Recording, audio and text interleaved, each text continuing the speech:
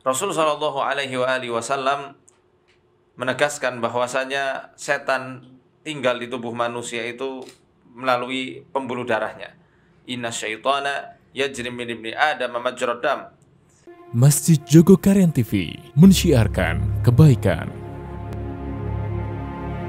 Bismillahirrahmanirrahim. Assalamualaikum warahmatullahi wabarakatuh. Alhamdulillah wassalatu wassalamu ala rasulillahi wa ba'du. Sebelum menyambut bulan suci Ramadan, ada baiknya kita mempersiapkan segala-galanya, baik persiapan jasmani maupun persiapan rohani. Hati kita ini ibarat wadah. Adapun wadah kita terkadang telah terkotori oleh kotoran-kotoran kemaksiatan dan kotoran dari dosa-dosa yang kita lakukan di keseharian kita. Maka sebelum wadah ini nanti digunakan untuk menampung cahaya-cahaya Al-Quran serta keimanan, maka solusinya adalah dengan dikuras terlebih dahulu segala kotoran-kotorannya, dengan banyak muhasabah, bertobat kepada Allah Jalla Jalaluh, dan juga banyak beristighfar kepadanya. Ruqyah syar'iyah adalah salah satu bentuk sarana untuk menepis segala bentuk was-was dan juga gangguan-gangguan setan yang bisa bersarang di dalam kolbu setiap manusia dan juga bisa mengganggu aktivitas puasa kita di bulan Ramadan, karena mereka mempunyai peran untuk menyakiti tubuh manusia. Rasul Shallallahu Alaihi Wasallam menegaskan bahwasanya setan tinggal di tubuh manusia itu melalui pembuluh darahnya. Inna syaitana yajri min ibni Adam majrad dam. Setan berlarian atau berjalan di tubuh manusia melalui pembuluh darah, karena mereka mempunyai peran dan mempunyai izin dari Allah Ta'ala supaya bisa berjalan-jalan dan merasuk ke dalam tubuh manusia. Mereka juga berjalan di aliran darahnya. Maka setan juga mempunyai peran untuk memperparah bibit-bibit penyakit yang ada di dalam diri manusia, sebagaimana yang dijelaskan oleh Syekh Muhammad bin Abdullah As-Sadhan di dalam kitab beliau Kaifa tu'aliju maridaka, bagaimana menyembuhkan atau mengobati penyakitmu. Beliau menjelaskan bahwasanya ada beberapa penyakit. Hunaka minal amradi li syaitani daurun kabirun fi istifhaliha. Ada beberapa penyakit-penyakit yang setan itu memiliki peran yang sangat penting untuk memperparah penyakit tersebut. Di antara penyakit-penyakit yang biasa diperparah oleh setan adalah penyakit-penyakit yang susah diobati, dan cara memperparahnya adalah dengan membuat jiwa manusia itu bergejolak dan tidak stabil. Di dalam kitabnya Syekh Muhammad menjelaskan cara setan memperparah penyakit manusia, di antaranya adalah dengan kemarahan. Saat manusia marah-marah, meledak-ledak kemarahannya, atau mungkin masih memendam emosi-emosi negatif, kekecewaan yang selama ini dipendam bertahun-tahun, maka bisa terjadi radang lambung yang disertai rasa panas. Bisa juga terjadi diabetes, dan juga kelumpuhan, stroke, dan juga kejang jantung yang dialami manusia secara mendadak. Kata Syekh Muhammad bin Abdullah As-Sadhan, itu termasuk bagian dari istifhal atau setan yang memperparah penyakit-penyakit tersebut melalui jalur psikis atau kejiwaan manusianya. Maka dengan ruqyah syar'iyah secara mandiri atau dilakukan oleh keluarganya, insya Allah bisa menepis hal-hal tersebut, hal-hal negatif yang bisa menyerang jasmani manusia maupun menyerang rohani manusia. Metode ruqyah syar'iyah juga bermanfaat sekali untuk membuat was-was di dalam hati manusia itu menjadi terkurangi atau bahkan hilang sama sekali.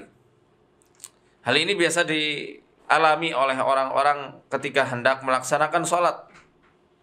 Nabi SAW bersabda, Inna syaitana ya'ti ahadakum fayanquru inda ijani fala yansarifu hatta yasma'a sautan aw yajidu rihan.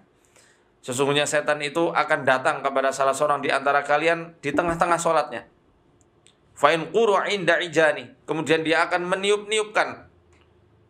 Meniup-niup di ijan. Ijan ini maaf, di lubang duburnya.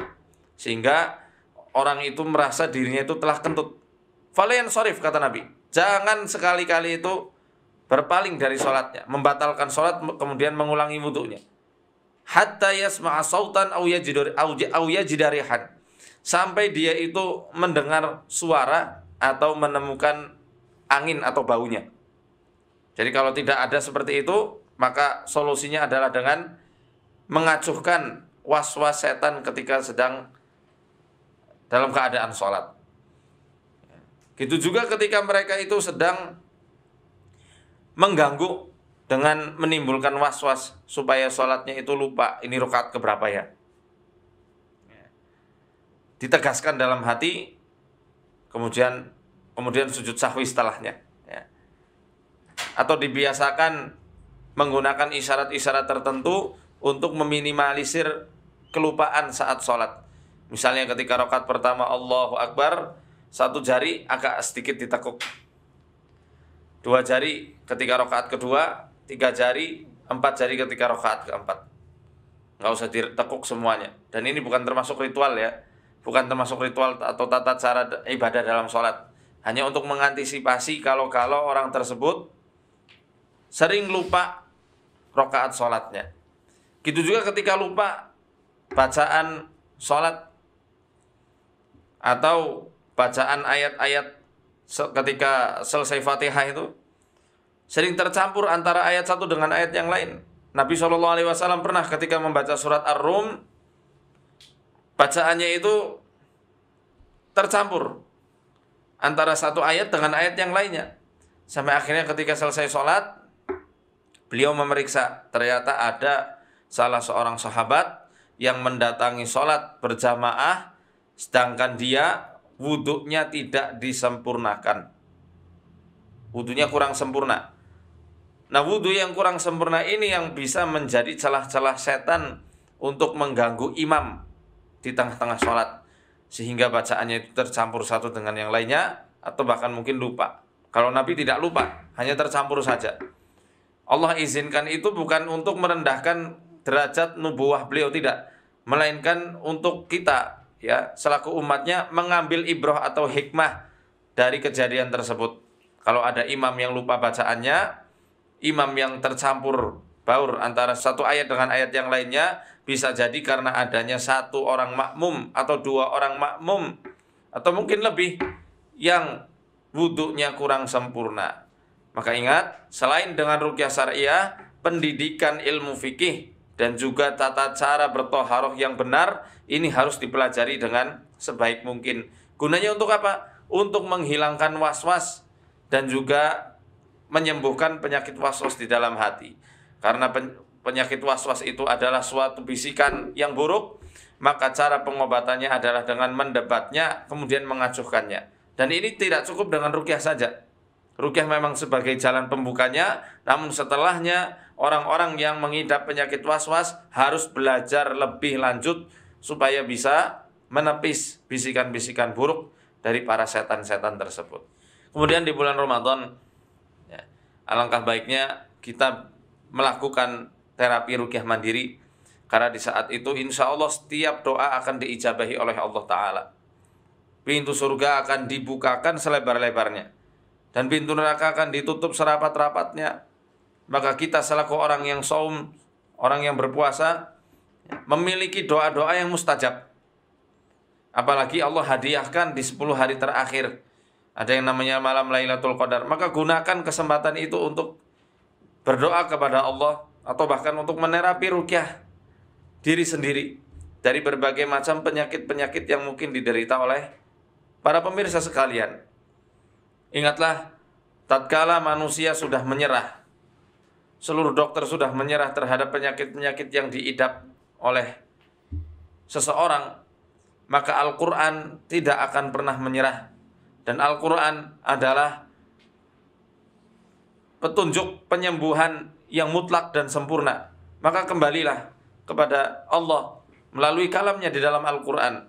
cari tahu, minta taufik dari Allah supaya Allah tunjukkan, Allah bimbing kita untuk dipertemukan pada suatu ayat yang bermanfaat untuk penyembuhan penyakit-penyakit yang sedang diderita. Ulangi ayat itu. Walaupun ulanginya itu harus sampai ratusan kali atau semalaman suntuk.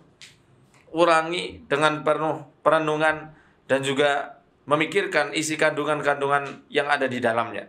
Ini adalah kebiasaan para salafun salih. Bukan hanya untuk masalah penyakit saja, tapi masalah-masalah kehidupan yang lainnya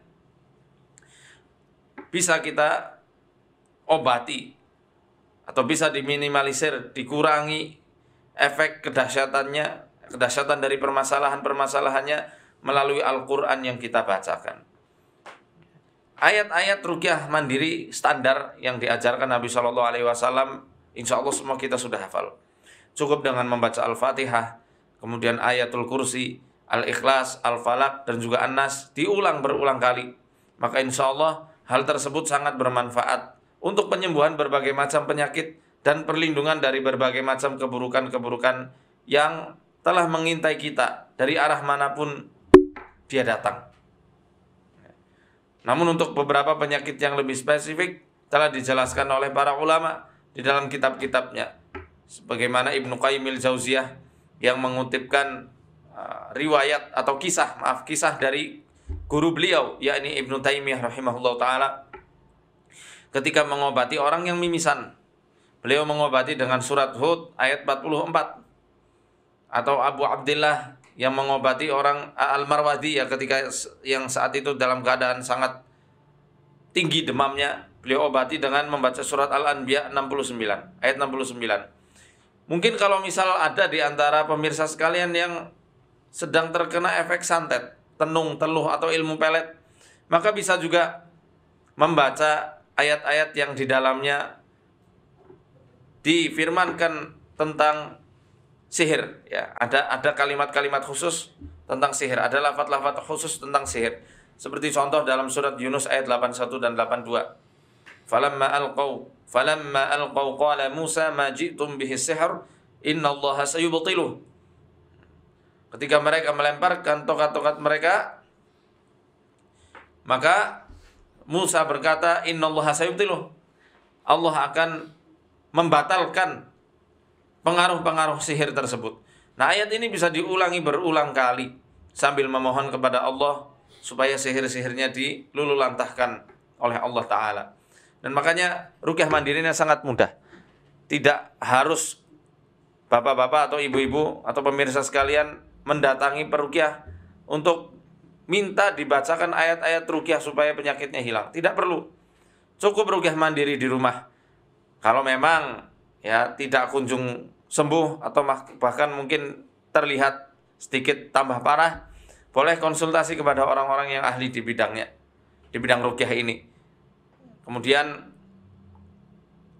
nanti peruqyah yang memang sudah betul-betul faham akan menawarkan diri meruqyah tanpa harus diminta kalau memang kasusnya itu sangat parah. Intinya konsultasi tanpa harus minta ruqyah itu lebih utama. Ikhtiar diri sendiri dengan membaca Al-Quran untuk penyembuhan dirinya. Semoga Allah jadikan Ramadan kita ini adalah Ramadan yang penuh keberkahan, ya, Ramadan yang dapat membawa perubahan jiwa kita kepada arah yang lebih baik, ke tahap penyempurnaan jiwa di dalam kedekatan kita kepada Allah Ta'ala, dan juga melalui sunnah-sunnahnya Nabi SAW. Ya. Alafu minkum arsadani Allah wa yakum. Assalamualaikum warahmatullahi wabarakatuh. Masjid Jogokarian TV mensyiarkan kebaikan.